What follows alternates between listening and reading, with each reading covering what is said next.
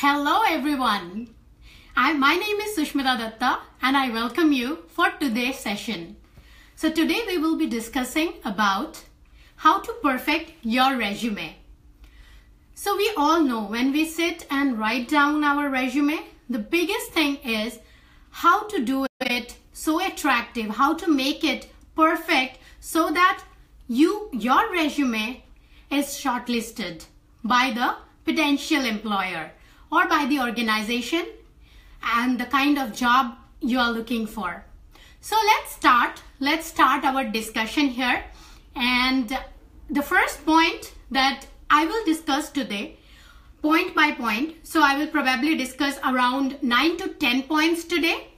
And those pointers, I will give you a minute or 30 seconds. You can take your time, go grab a notepad and a pen, because I will encourage you to take note of whatever I am going to say today so that you can really start working on your resume, on perfecting your resume right away after we finish with this session. So let's start. I'll pause for 30 seconds so that you can go and grab your notepad and pen.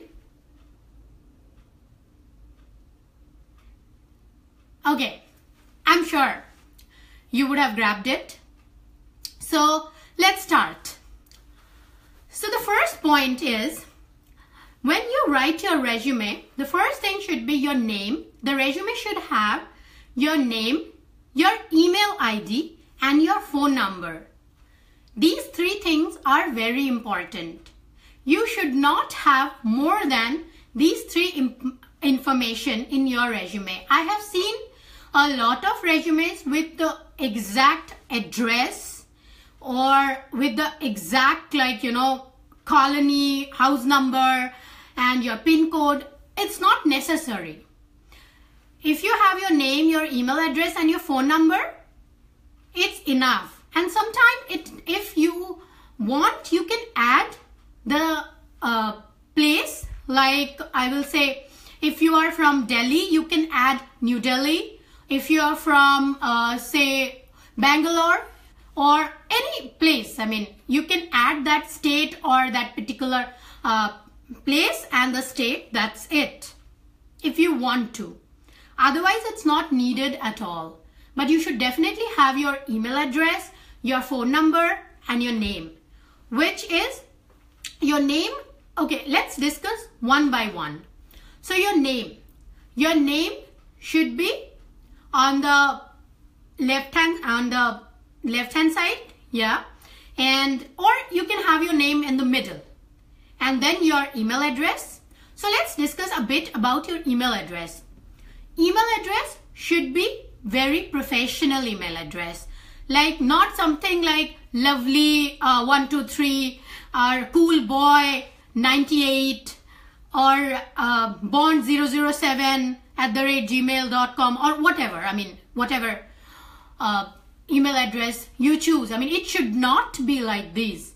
Your email address should consist of your name and your surname and then whatever, Gmail, Yahoo, whatever you choose. So that's how it should be. And yes, I know sometimes it so happens that you do not get the email ID exactly. It has been taken by somebody else or you don't get the option. But then try to add either some letter in between, like some A, B, C, like you can put a dot and then add A, B or something like that. You can tweak here and there, but do not add, make it very clumsy looking or something which is not professional. So it is always advisable to have your name and your surname in your email address. Don't use much of a number, but if it is very hard to get an email address, you can try. You can write to me. You can send message, and if you are confused about your email address, then you can send a message to me and I can tell you that what all email addresses are professional and you can go ahead with it. So yeah, that is very important when it comes to your email address. Email address should be very professional. Then comes your phone number. You should have your complete phone number with the area code. I mean with the state code or area code or country code rather. Nowadays everybody has mobile, I'm sure. So you should always add a country code in front of your mobile number. I know even if you are not applying abroad, it is best to have your country code added in front of your number. It looks professional. It gives a good look. Another thing is you can add in your email address, you can make it italics, but do not underline it. I have seen resumes where they have underlined the email address. Do not do that. It's not needed. It doesn't look good because that is the first thing they are going to see when they have your resume in front of them. So do not make, you can make it italics, but do not make it, do not underline it or make it bold. Do not make your, you can make your name bold, but email address, phone number need not to be bold at all. Then let's move on and then let's understand the second part. That is when you write about the summary. So your summary should be like something that you are looking forward to, the kind of job you want. And your summary will be different for different role. So if you are applying for different role in a different organization, your summary should attract that particular point, right? So I'll give you an example that if you want to apply as a project manager in an organization, so your summary for this organization, for this company, should target the kind of job description that particular project or that particular job has. It should be very crisp, to the point, and it should show that you are interested and you know a lot about and you want to have that job. So your summary should be very crisp, to the point, to the kind of organization and the job you're applying for. And it should be very much targeted to your industry, to the kind of industry you are applying for. So every time you are going to go ahead and you are going to apply with your, you are going to send your resume to a particular company, make sure that you target your summary and make it attractive within a line or two, targeting that particular industry, that particular job description. Then comes that your education detail. In your education detail, in your education, you should make it a box, column. You can have, I have seen when you are giving details about your education, I will encourage you give the year you passed out or the year from and to, and then your university or your college on the second column. Then the third column should be the you don't add percentage. Yeah, this is like, do not add the percentage marks you have obtained or something. It's not needed. You can have just 3 columns and it should be done. That is the education from which year to which year, then which university, and what did you study, like your qualification on the subject. So these 3 are enough.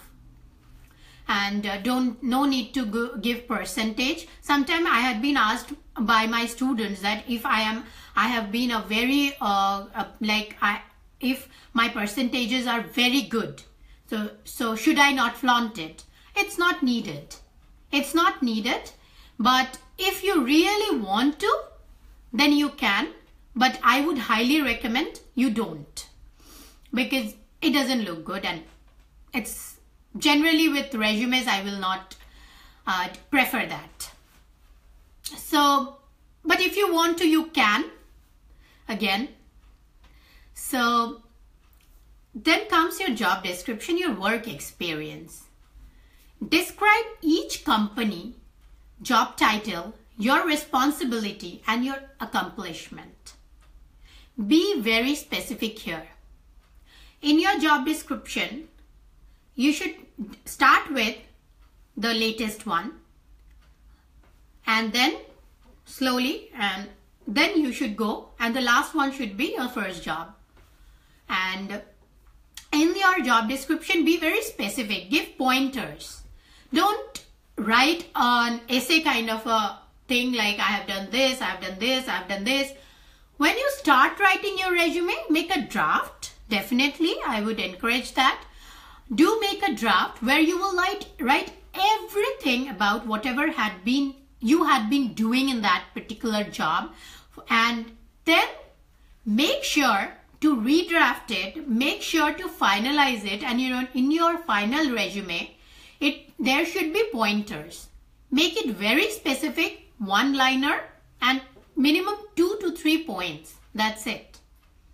And when you write your job description, your work experience, try to have, like, here is your work experience, then at the end of the same line, like the company you mentioned, and then on this side, you need to mention which year.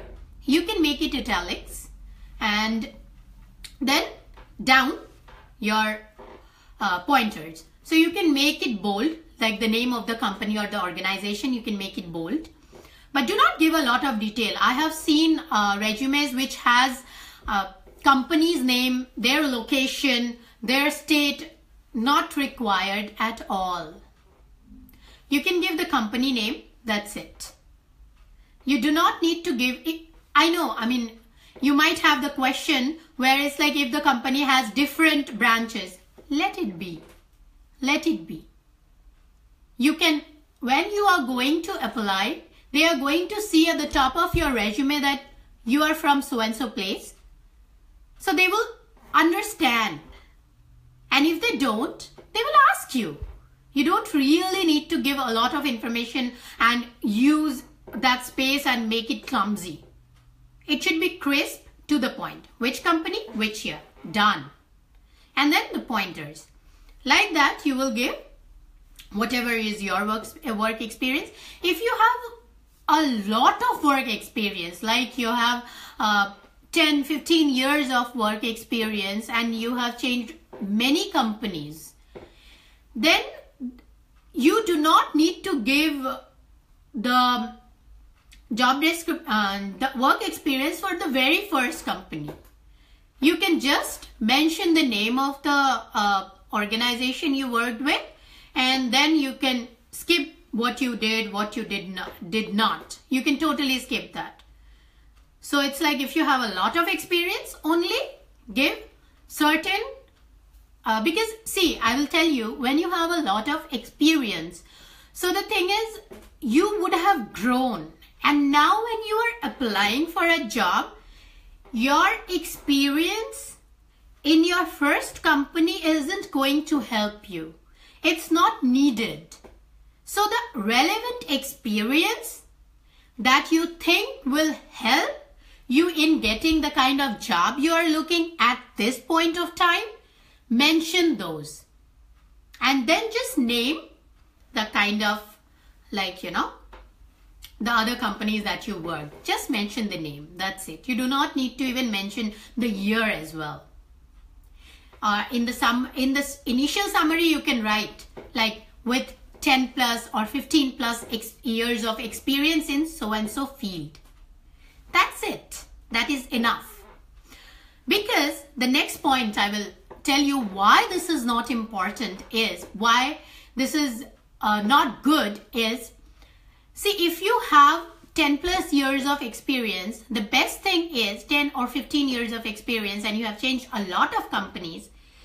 then your resume, the preferred number of pages for resume is 1 page and max 2 pages. Never ever more than that. So it is in 1 page. It is the best if you can jot down it in 1 page. No matter, I mean, it is the best.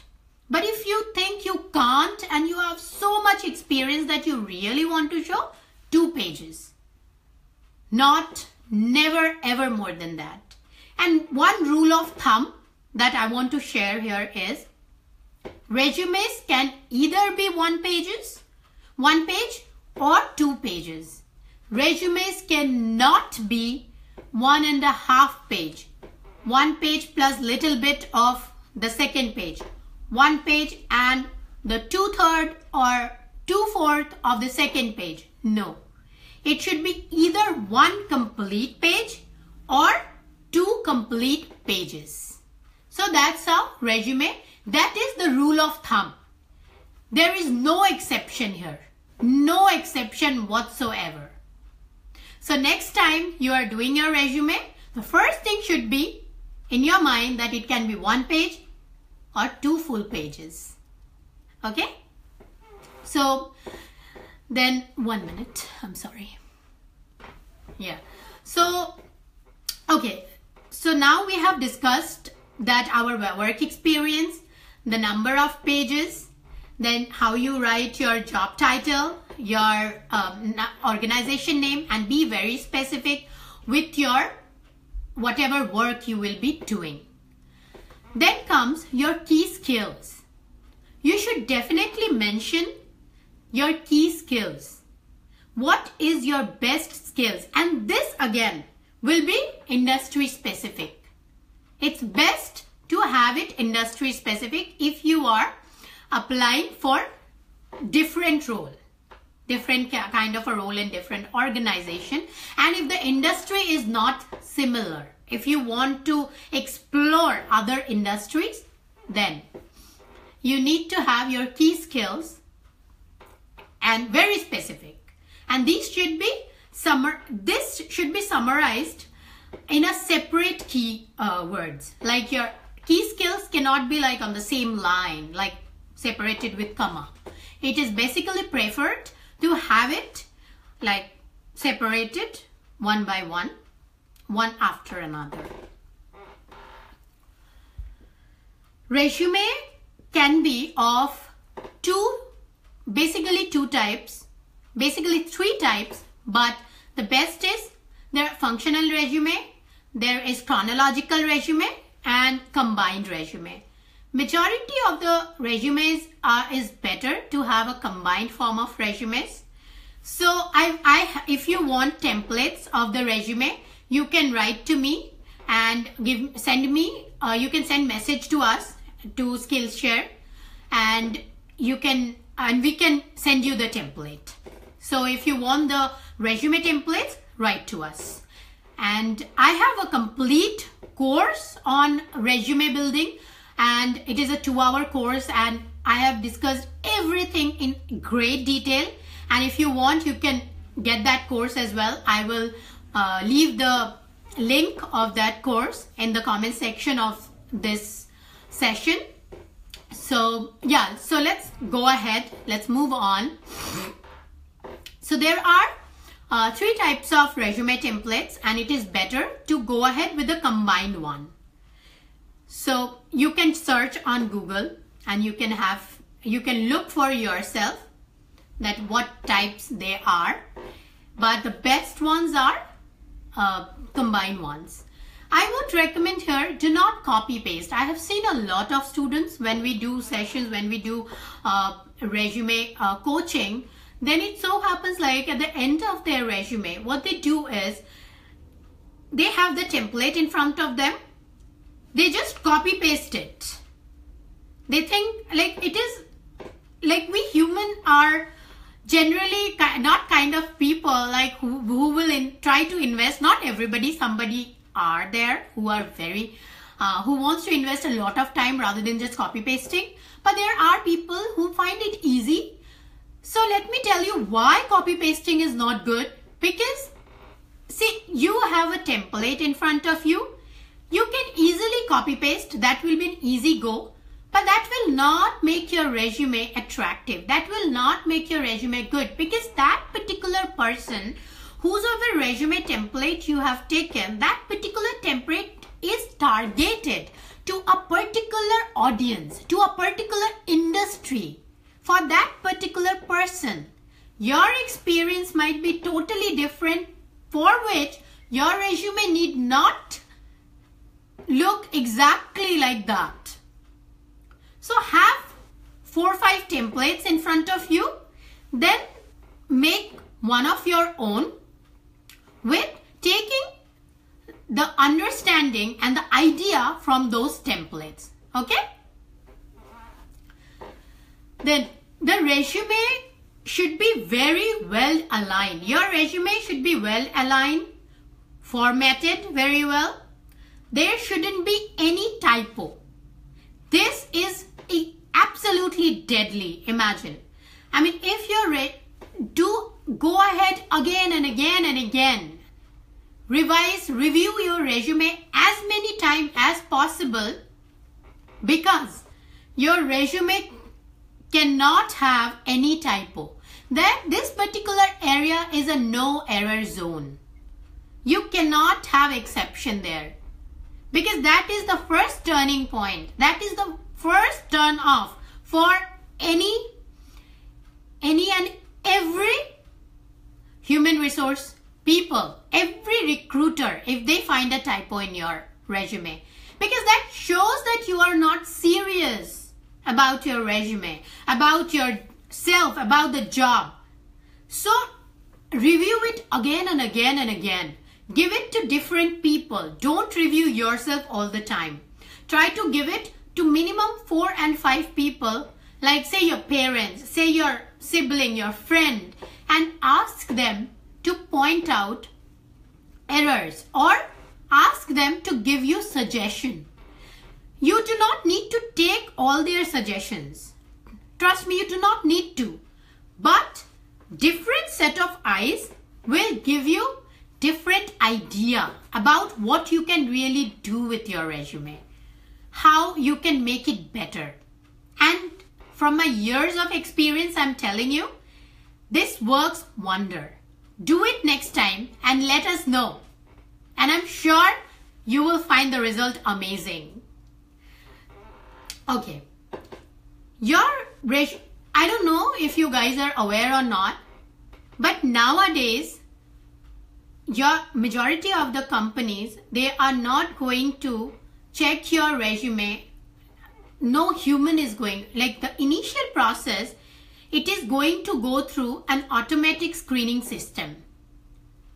So, and then from that, it will be picked. So those days are gone when resumes are handpicked by the recruiter, by the human resource personnel. Now it has been automated. So your resume is going to go through automatic screening, where they have fed few things that they are looking for, few keywords that they are looking for in the candidate. So when you are making your resume, you are preparing your resume, make sure you have those particular keywords in that. You can go to Google, you can type good resume keywords, and you will find n number of results. And in my course also, I have given the complete template on what are the best ones and what you can actually use in your resume, which will have your chances of your resume to be picked by a recruiter, makes it high, makes it a lot higher. Your resume cannot have grammatical mistake. Grammatical mistakes, typo, they are so deadly. So make sure it is grammatically correct. It has no typo. These two are very important. Keywords is important too. Then comes action verbs. You can have some specific action verbs in your resume. You can again search on Google what are those action verbs. You can have those phrases, those action verbs already present, and try to use them when you are phrasing the sentences in your resume, when you are phrasing your job description, your experience. So you can use those action verbs, those keywords into your resume while you are writing it, so that your resume will have a lot higher chance to be picked. See, I mean, when your resume has only 6 seconds of glance. So it has to be very, very attractive to be picked, because then you are sure that you are going to be called for the interview. And once you have been called for the interview, you have already passed that initial hurdle. So no matter how much prepared you are, if this initial hurdle is not crossed well, then it doesn't matter. Imagine you have done all the preparation. You are the best candidate. You know every nitty-gritties about how to crack an interview, how to please people, how to be nice, how to have that attractive conversation. But the initial screening doesn't let your resume get picked up by the recruiter. Imagine, whatever other preparations, secondary preparations you have done, is it of any use now? No, right? So invest your time on your resume and make it worth it for the recruiter as well, so that they get attracted to you, that wow, this person has such an amazing resume. Imagine how much the person has invested time in his or her resume, that like it looks so good, then how good a person would be. So you have attracted their attention right away. The last but not the least is, whenever you are sending your resume, always send it in the form of a PDF file. Because when you email your resume, or else you upload your resume on a portal, job portal, then if you upload or if you email the Word document, the biggest problem is the complete alignment and formatting of your resume changes. So before you do that, you always need to convert your Word document into a PDF and then only upload or email your PDF file of the resume. So these are the pointers. We started from your name, email address, phone number, then a good summary. Then after that, your educational details in the form of columns. Then comes your work experience, where you are going to mention it, make it very crisp, and you are going to use the keywords and action verbs while writing it. Mention the name of the organization. Then, okay, so here I want to mention one more thing that I think I missed when I was talking about. So if you have, like I told about, where if you have 10-15 years of experience and if you have changed many companies, what you need to do. But what if you have a long period of experience but you did not change the company? Then what should you do? The thing is, then you need to go ahead and see, in 10-15 years or in 10 years or 5 years, you must have grown in the organization. Then write your roles. Name of the organization, your role. Name of the organization, your role. And then explain. So that is what you can do if you did not change companies and if you have been with a company for long, and that's how you do it in your resume if this is the scenario. Okay, so after that, key skills. Key skills again should be formatted very well and should be very crisp, like like 2 to 3 words. Your key skills should be. Then comes your strengths, not strengths rather, your achievements. You can write your achievements, that what you have achieved. Don't worry, your achievement has nothing to do with the current job you're applying for. You don't need to. Your achievement can be anything. Like, I know a person who got into MIT, and that person got a recommendation letter from his gym instructor. And he got admitted because that was a genuine recommendation, that person did not fail to go to gym for 6 years. So that shows the dedication of that person. That shows the commitment of that person. So it has nothing to do with getting your admission or getting into the organization or your job description. Your accomplishment has everything to do with who you are. So if you have accomplishment, you should definitely mention it in your resume, and it should be at the end. Do not mention your birthday. Do not mention your father name, mother name, place of birth. I have seen everything in the resume, and it is absolutely unnecessary. Do not do that. Never ever. And even if you have that included in your resume, just delete it. Okay, so these were the pointers, and I'm sure you guys have